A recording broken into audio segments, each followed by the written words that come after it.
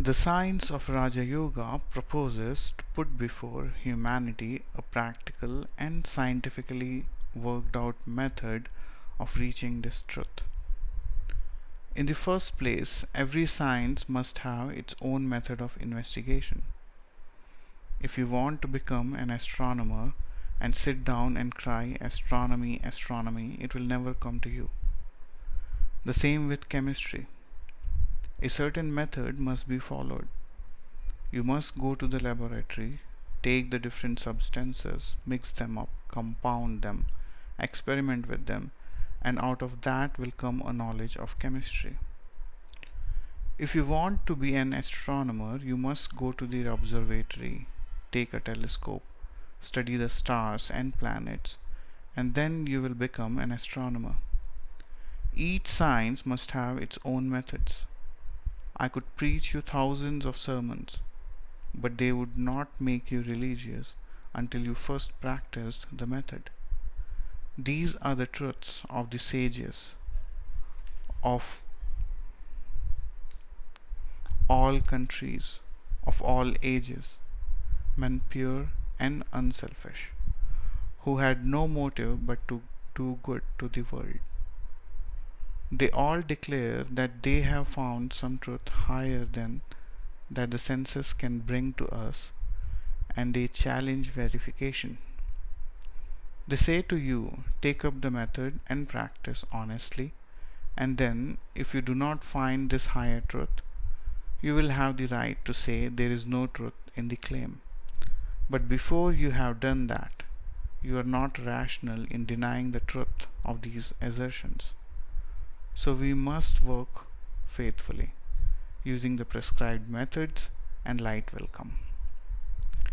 In acquiring knowledge, we make use of generalization, and generalization is based upon observation. We first observe facts, and then we generalize, and then we draw our conclusions or principles. The knowledge of the mind or the internal nature of man, of thought, can never be had until we have the power of first observing the facts that are going on within. It is very easy to observe facts in the external world, and many thousand instruments have been invented to observe every point of nature. But in the internal world, we find no instrument to help us. Yet we know we must observe in order to have a real science. Without a proper analysis, any science will be hopeless, mere theorizing, and that is why all the psychologists have been quarreling among themselves since the beginning of time, except those few who found out the means of observation. The science of Raja Yoga, in the first place, proposes to give men such a means of observing the internal states, and the instrument is the mind itself. The power of attention of mind, when properly guided and directed towards the internal world, will analyze the mind and illumine facts for us. The powers of the mind are like rays of light being dissipated. When they are concentrated, they illumine everything. This is the only source of knowledge that we have. Everyone is using it both in the external and the internal world.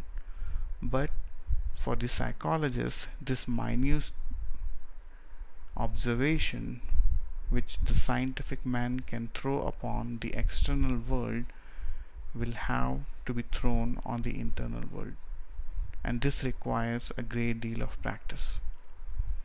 From our childhood upwards, we have been taught only to pay attention to things external, never to pay attention to things internal. And most of us have nearly lost the faculty of observing the internal mechanism.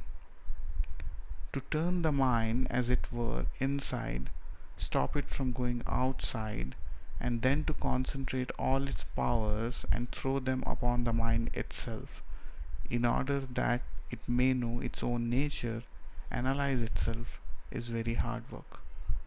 Yet that is the only way to anything which will be a scientific approach to the subject.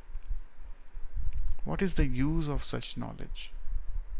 In the first place, knowledge itself is the highest reward of knowledge, and in the second place, there is also utility in it.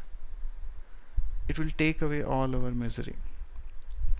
When, by analyzing his own mind, man comes face to face, as it were, with something which is never destroyed, something which is by its own nature eternally pure and perfect, he will no more be miserable, no more unhappy. All misery comes from fear, from unsatisfied desire. Man will find that he never dies, and then he will have no more fear of death. When he knows that he is perfect, he will have no more vain desires, and both these causes being absent, there will be no more misery. There will be perfect bliss, even while in this body. There is only one method by which to attain this knowledge, that which is called concentration. The chemist in his laboratory concentrates all the energies of his mind into one focus and throws them out upon the materials he is analyzing, and so finds out their secret. The astronomer concentrates all the energies of his mind and projects them through his telescope upon the skies, and the stars, the sun, and the moon give up their secrets to him. The more I can concentrate my thoughts on the matter on which I am talking to you, the more light I can throw upon it. You are listening to me, and the more you can concentrate your thoughts, the more clearly you will grasp what I have to say. How has all this knowledge in the world been gained but by the concentration of the powers of the mind? Nature is ready to give up her secrets if only know how to knock to give her necessary blow, and the strength and force of the blow come through concentration. There is no limit to the power of human mind. The more concentrated it is, the more power is brought to bear on one point, and that is the secret. It is easier to concentrate the mind on external things. The mind naturally goes outwards. But in the case of religion or psychology or metaphysics, the subject and object are one. The object is internal, the mind itself is the object, and it is necessary to study the mind itself. Mind analyze, mind studying mind.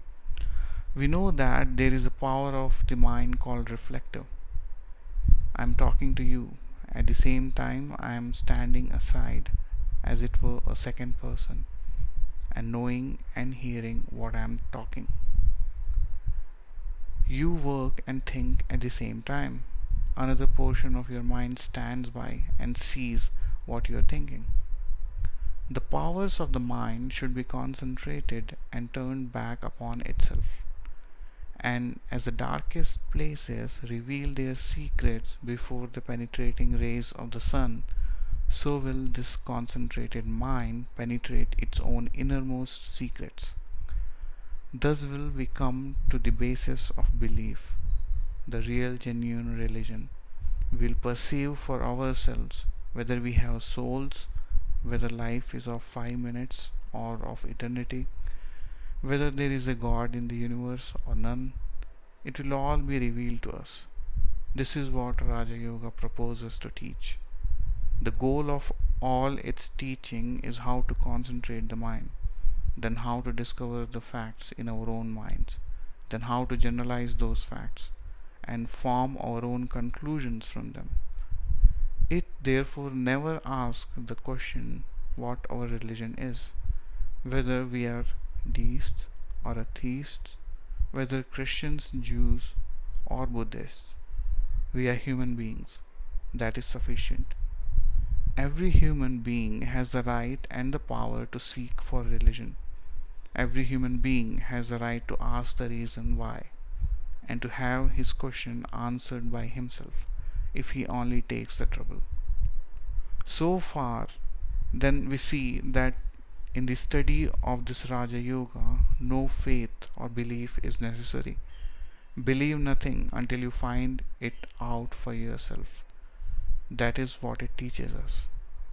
Truth requires no prop to make it stand. Do you mean to say that the facts of our awakened state require any dreams or imaginings to prove them? Certainly not. This study of Raja Yoga takes a long time and constant practice. A part of this practice is physical, but the main part of it is mental. As we go along, we shall find how intimately the mind is connected with the body. If we believe that the mind is simply a finer part of the body and that mind acts upon the body, in the same way the body must act upon the mind. If the body is sick, the mind becomes sick as also. If the body is healthy, the mind remains healthy and strong. When one is angry, the mind becomes disturbed. At the same time, when the mind is disturbed, the body also becomes disturbed. With the majority of mankind, the mind is entirely under the control of the body. The mind is very little developed. The vast mass of humanity, if you will kindly excuse me, is very little removed from the animals. Not only that, but in many instances the power of control is very little higher than that of the lower animals. We have very little command of our minds. Therefore, to bring that command about, to get that control over body and mind, we must take certain physical health, and when the body is sufficiently controlled, we can attempt the manipulation of the mind. By manipulation of the mind, we shall be able to bring it under our control, make it work as we like, and compel it to concentrate its powers as we desire.